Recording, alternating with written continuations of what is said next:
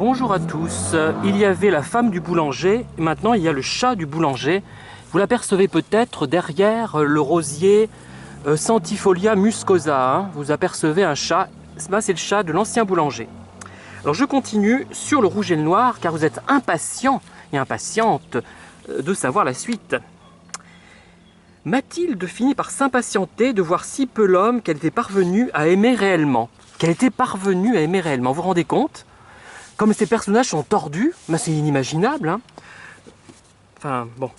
Mais au fond de ce caractère, je trouve quelque chose d'effrayant. C'est l'impression qu'il produit sur tout le monde. Donc il y a là quelque chose de réel. Plus ce point réel était difficile à saisir, plus il effrayait l'âme imaginative du vieux marquis. Alors, vous voyez, quand on est confronté par exemple à un pervers narcissique ou à une personne nocive d'une manière générale, on a une impression personnelle, la nôtre. Mais quand on se rend compte que d'autres pensent la même chose, ça nous incite à nous dire finalement que nous avons peut-être raison et que nous sommes peut-être face à une personne qui n'est pas claire. Donc c'est assez intéressant comme remarque, mais d'ailleurs ce n'est pas une approche forcément scientifique. Hein. Quoique. Alors, lui, bien différent, ne peut supporter le mépris à aucun prix. Ça c'est Julien Sorel qui ne peut pas supporter le mépris. Je ne sais pas encore ce que c'est que votre Julien, et vous-même, vous le savez moins que moi. Voyez? Ça reste un mystère. Qui est cette personne? Bah, peut-être que si c'est un pervers, ce n'est rien, au fond.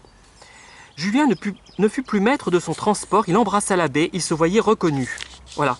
Il l'embrasse parce que l'abbé le flatte, finalement. Mais en même temps, c'est encore le côté homo hein, qui ressort. Il est spontané avec les hommes et dès qu'il y a une femme, là, il enclenche une manœuvre guerrière. Mais les personnages de Stendhal ne sont pas homo, des agrégés de la première et de la deuxième heure le prétendent. Bon, très bien. Je ne vais pas les contrarier. Hein. Couvert par une apparence de désintéressement et par des phrases de roman, son grand et unique objet est de parvenir à disposer du maître de la maison et de sa fortune. Il laisse après lui le malheur et des regrets éternels, etc., etc., etc. Je ne commente pas, c'est à vous de commenter vous-même. Vous avez compris l'idée. Hein. Alors là, j'ai toute une série de pages où il n'y a rien, où je n'ai rien souligné. Ah, là, autre chose. Voyons un peu. Chapitre 39. Quoi donc, se disait-il, je trouve auprès d'elle des moments de distraction et même de l'ennui.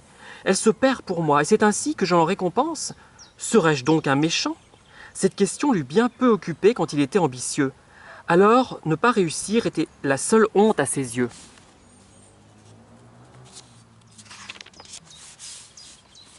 Julien prenait de l'humeur de ne point se trouver touché de tout cet héroïsme. S'il meurt, je meurs après lui, se disait-elle avec toute la bonne foi possible. Que diraient les salons de Paris en voyant une fille de mon rang adorer à ce point un amant destiné à la mort? Pour trouver de tels sentiments, il faut remonter au temps des héros. C'étaient les amours de ce genre qui faisaient palpiter les cœurs du siècle de Charles IX et de Henri III. Enfin bon, elle est vraiment en plein délire, cette pauvre fille. Hein. Allez, je vous laisse, je vais poursuivre cette vidéo ailleurs. À bientôt.